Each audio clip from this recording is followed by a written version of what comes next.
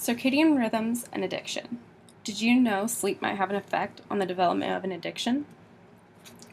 Here are a few words that you will want to make sure that you have an understanding of prior to continuing this PowerPoint. The first is circadian rhythms, which is a pattern of behavioral, biochemical, or physiological fluctuation that has a 24-hour period. These rhythms are endogenous, meaning that they are built-in or self-sustaining and are driven by the circadian clock, which is the second term on this list. This is also an internal process, and it allows living organisms to coordinate with the day and night cycle. The last word to make yourself familiar with before beginning is addiction. An addiction is a compulsive use of alcohol or other drugs regardless of negative or adverse consequences. Addiction is characterized by physiological dependence and often physical dependence. Now for a quick video to help you gain a basic understanding of the circadian rhythms and the clock. Maybe you're a world traveler and you think nothing across in a half a dozen time zones in a couple hours. Or maybe you work at night and it's finals week and sleep is less important than passing calculus. Or maybe you just co-hosted a 48-hour live stream with your brother. Hey, it's your choice, but if taken to the extreme, living the nightlife can mess you up, leaving you exhausted and confused, probably sick. That's because you, like most other inhabitants of the Earth, have a special biological system that keeps your body in sync with the cycles of day and night. It's your circadian rhythm, and unlike your alarm clock, it doesn't have a snooze button. Our internal timekeeping device is, logically enough, synchronized to the rising and setting of the sun. Many of your body's systems are calibrated to the appearance and disappearance of natural light, and when we mess with that, things can get out of whack in a hurry. Circadian comes from the Latin circa diem, or approximately a day, and pretty much all living organisms down to algae and bacteria have their own circadian rhythms. Whether you're an insect, bird, or a mammal, those rhythms affect the three big necessities: eating, sleeping, and mating. Everything from testosterone secretion to bowel movement suppression is controlled by this daily cycle. In humans, scientists are slowly beginning to understand how these natural oscillations take place every day. What we're pretty sure about is that the main regulator of circadian rhythm can be found in the hypothalamus, a small area at the base of your brain that's responsible for connecting the nervous system to your endocrine system. Our biological clock is dictated by a group of nerve cells within the hypothalamus called the suprachiasmatic nucleus, or SCN.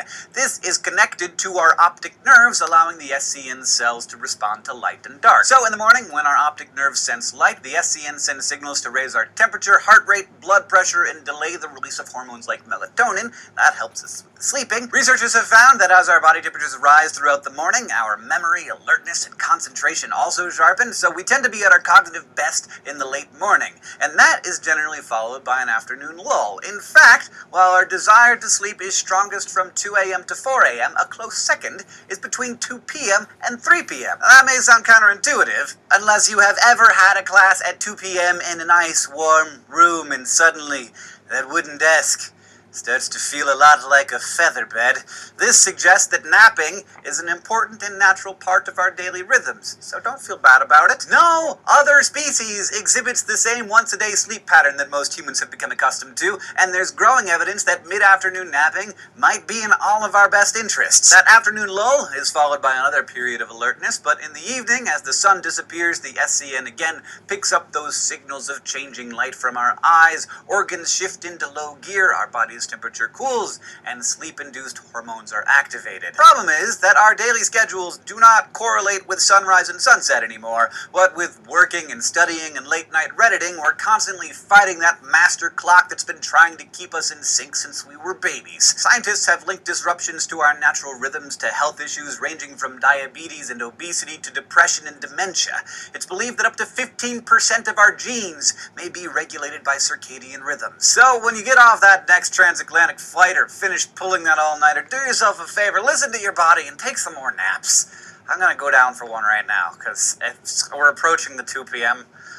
thing, so I'm not sure how this is gonna look with the green screen, you guys, but I don't care. I'm sleepy. Thank you for watching this SciShow Dose, and an extra special reverend thank you. So now that you have a basic understanding of the circadian clock and the rhythms that it has, we will go back to the PowerPoint. Literature suggests that the circadian rhythms and the genes that control the circadian clock have an effect on the development and the progression of addictive disorders. Many clinical studies have found that individuals diagnosed with addictive disorders have highly disrupted rhythms, and it is likely the result of genetic and/or environmental disruptions to the normal sleep-wake cycle. This sort of effect on sleep leads to an increased vulnerability of developing an addiction. Some individuals who struggle with addiction have reported the use of self-medicating with drugs or alcohol as an attempt to alleviate the negative sleep and mood-related issues that are commonly found when experiencing general circadian rhythm disruptions. The use of these substances as a way to counteract the effects of the disrupted sleep cycle has the potential of leading to an addiction. It has been found that individuals in an attempt to self-medicate become addicted to the substances that they are using according to the psychological model of addiction. Research has also found that there is a chronotype of individuals that has been labeled as night owls. This is typically characterized by staying up late into the evening and possibly early into the next morning, just as what the man in the video was describing. These night owls tend to have higher rates of depression, sleep problems, and substance abuse issues.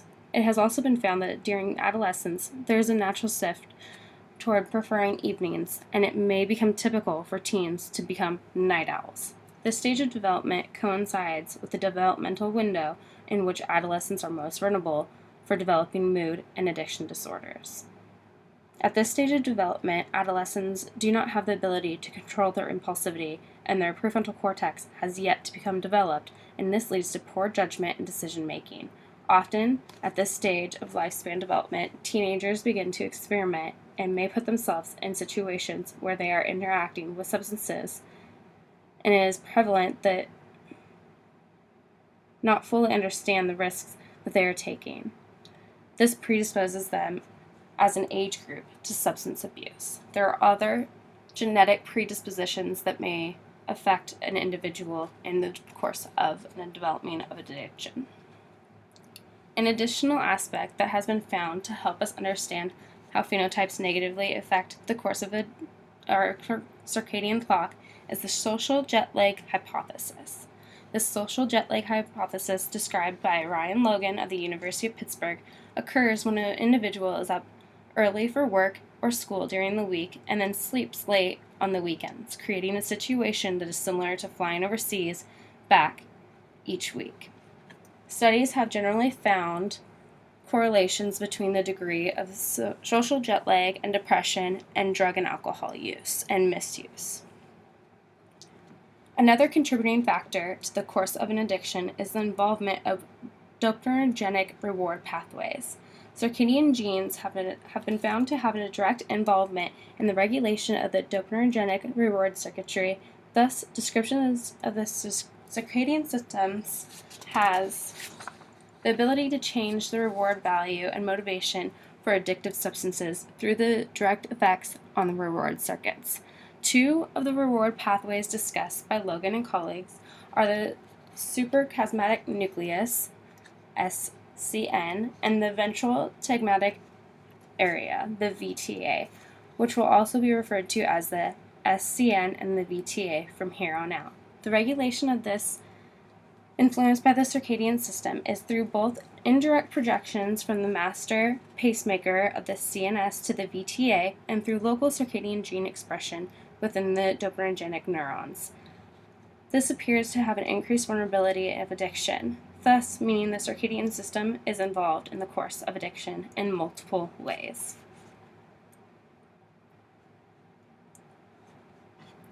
Here's an image of the brain in order for you to identify where the CNS is located.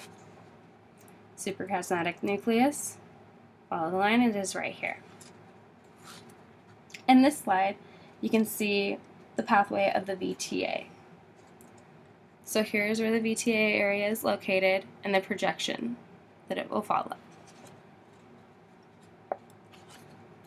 Now here in this image, you can see how the VTA projects into the SCN and into the prefrontal cortex. You can also see here is where the wakefulness projects from.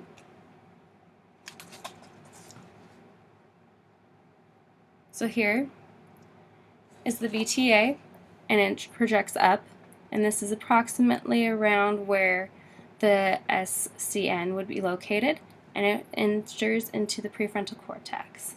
And in this green line is where the wakefulness projection leads to, from the locus coeruleus and the raphe nuclei.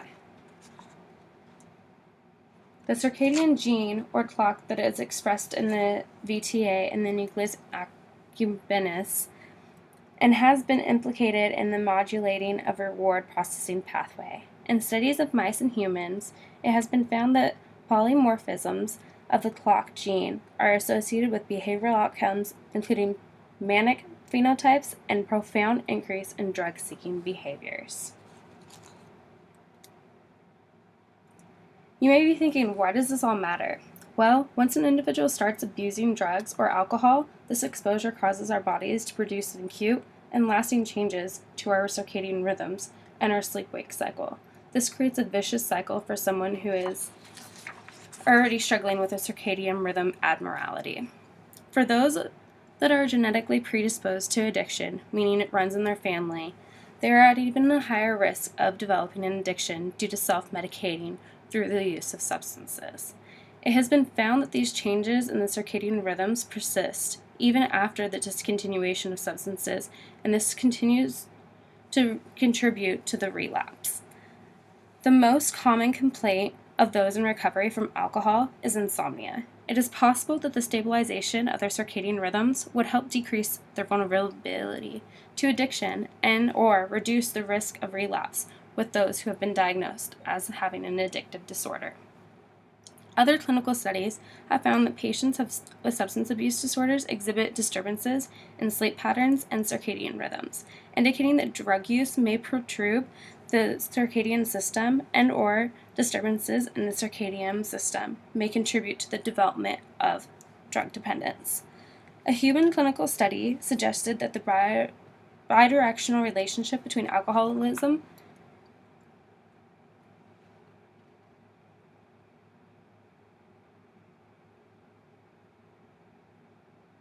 and the circadian rhythms. The finding were that excessive alcohol drinking may disrupt circadian rhythms, while circadian disruptions or desynchronizations of the rhythms may actually promote and maintain excessive consumption of alcohol. In chronic alcoholics, the circadian disruptions are known to persist during extended periods of abstinence and may precipitate relapse. However, alterations to the sleep-wake cycle predicts initial susceptibility to alcohol abuse and alcoholism.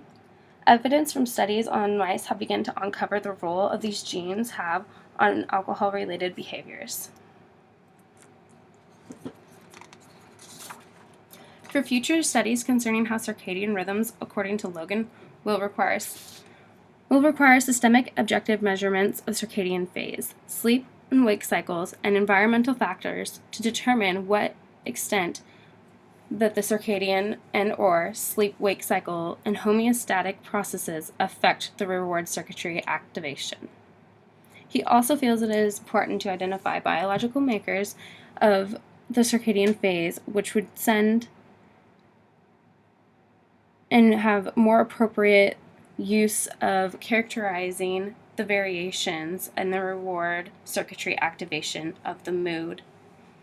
There is also a potential for studying circadian control and how it relates to the brain reward mechanisms. The molecular components of the circadian clock are expressed through the mesocortical limbic system, which is essential for reward processing and is susceptible to drug abuse. Consequently, the nuclei exhibited circadian patterns of activity in the neuronal firing of neurochemical transcriptions suggest that many behaviors regulated by the limbic system, including drug-seeking behaviors, locomotor sensitization, exhibit rhythmic patterns despite the change in metabolic rate of the drugs themselves. In treating chemical dependency, it may be helpful to be aware of how circadian rhythms may be negatively affecting your client and to develop ways in which this may impact their treatment and the neurocognitive functioning. It may be helpful for them to understand how circadian rhythms could potentially disrupt their sleep and to have a way of coping with this in order to prevent their relapse. If you have any questions, go ahead and let me know. Thank you for watching.